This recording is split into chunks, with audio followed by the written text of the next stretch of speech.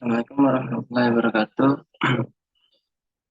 Perkenalkan, saya Muhammad Hafiz dengan NIM 2021-0226 Prodi Agribisnis D. Pada kesempatan kali ini saya akan mempresentasikan hasil wawancara dari kunjungan pengusaha di bidang pupuk pertanian anorganik.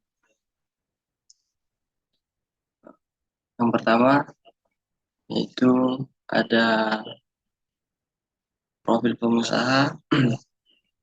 Yang pertama Nofri Fadil, tempat tanggal lahir Makassar 24 Desember 2001, alamat Jalan Veteran Selatan, pekerjaannya mahasiswa dan wirausaha, pendidikan saat ini sedang menempuh pendidikan S1 Manajemen di Universitas Terbuka Surabaya.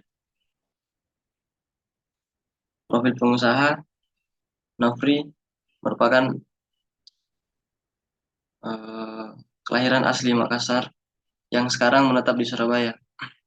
Beliau sekarang sedang menempuh studi di salah satu universitas Surabaya, di mana dengan umurnya yang masih 21 tahun, memiliki bisnis di bidang pertanian sebagai distributor pupuk skala nasional.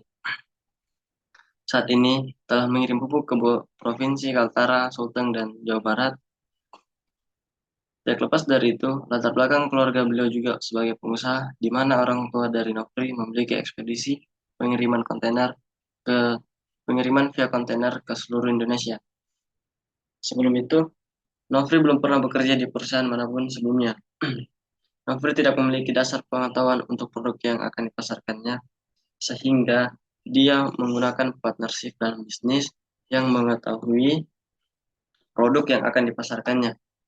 Tapi Nofri menguasai segala bentuk pengiriman via kontainer sehingga membuatnya terdorong untuk berbisnis skala nasional. Dan juga bisnis di bidang pertanian memiliki peluang yang sangat besar, di mana kebutuhan pupuk di tanaman eh, di mana kebutuhan pupuk di tanaman harus dilakukan. Seveterans Asai, itulah saat ini perusahaan yang dipegang oleh saudara Nofri dengan segala perizinan yang dilakukannya di dalam membangun bisnis ini, baik dari segi produk maupun ekspedisi. Dalam membangun bisnis ini, dana yang dibutuhkan pada saat mulai di angka sekitar 100 hingga 150 juta. Dengan menggunakan dana investor, dengan dana segitu sudah cukup ideal untuk melakukan bisnis di bidang tersebut. Selama bisnis ini dimulai hingga saat ini, perkembangannya cukup baik, di mana kebutuhan pupuk sangat meningkat dikarenakan kurang bantuan subsidi dari pemerintah, terutama daerah Kaltara, Kalimantan Utara. Itu merupakan daerah yang pertaniannya komoditas kelapa sawit, sehingga kebutuhan pupuk di daerah tersebut sangat tinggi.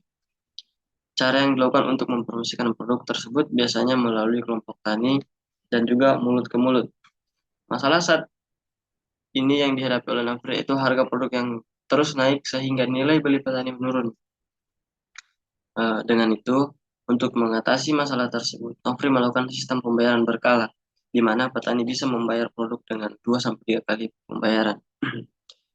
Dalam usaha ini, pembukuan keluar masuknya barang dilakukan oleh partner bisnisnya, sehingga masing-masing orang memiliki job desk. Tentunya, reaksi keluarga Nofri senang karena merupakan bentuk kemandirian bagi dirinya dan keluarganya.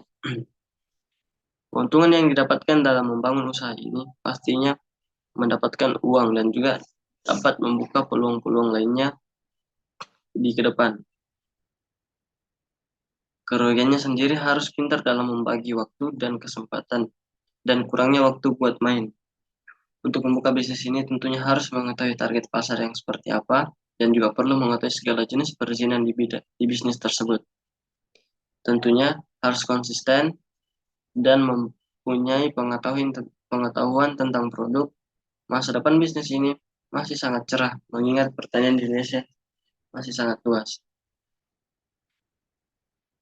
Untuk kesimpulannya sendiri, motivasi yang saya dapatkan dari pengalaman saudara Nofri adalah berani dalam mencoba, tidak berhenti untuk terus belajar dalam menuntut sesuatu, dan yang terpenting dari semua itu adalah konsistensi dan kesabaran adalah dalam menjalankan suatu bisnis.